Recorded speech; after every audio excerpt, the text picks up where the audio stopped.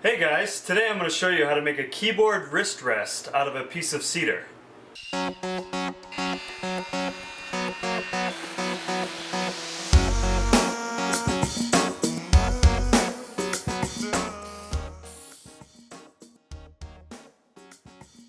I'm going to start off with a piece of cedar and mark it at 13 inches. I will then cut it to length.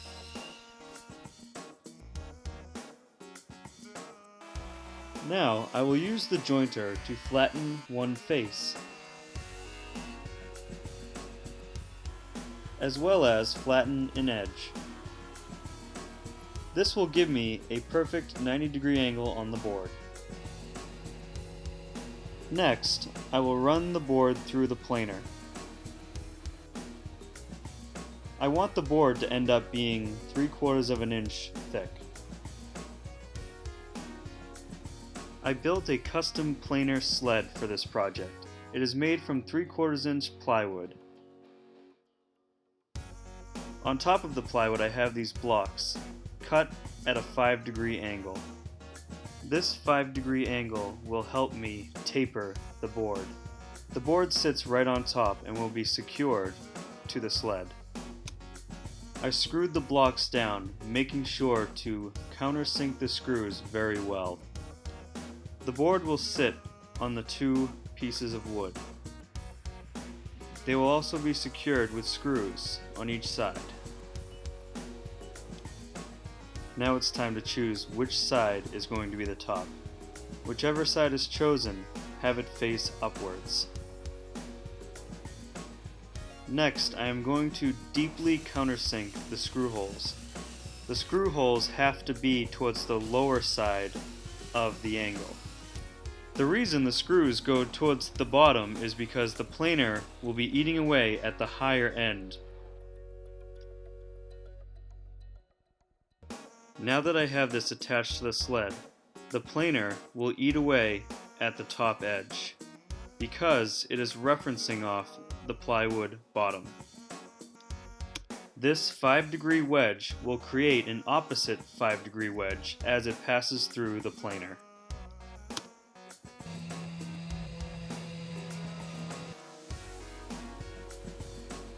As I pass it through the planer, you can see the wedge forming in the opposite direction.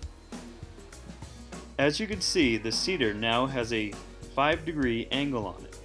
I stopped planing right when I got all the way to the top, so I could keep the 3/4 of an inch height. Now I will bring it over to the bench and remove the screws.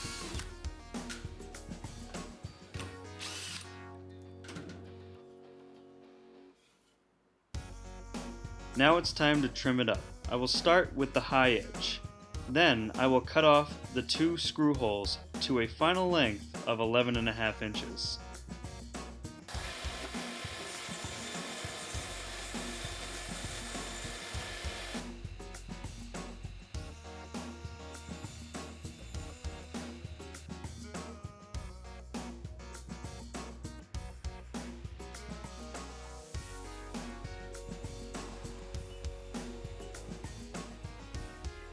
Now I will trim the lower section to a final width of 4 inches. Next, I will give it a good sanding as well as making sure to soften all the edges.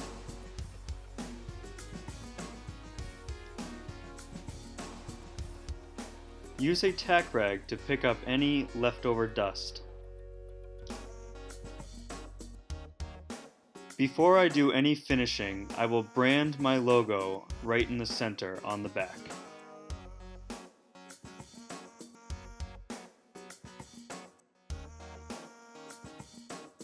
Finally, I will take it outside to give it a few coats of spray lacquer.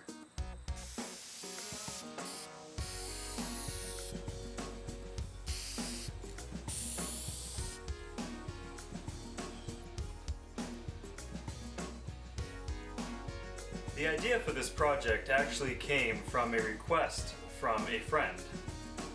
I made the rest from the exact dimensions I got from his specific keyboard. If your keyboard is a different size, you can easily change any of the measurements.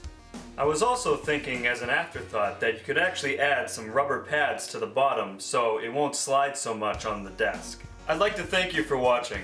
My friend was very happy about how it turned out. I'll post some pictures over here that he sent me. I hope you enjoyed this video, and please consider subscribing to my channel.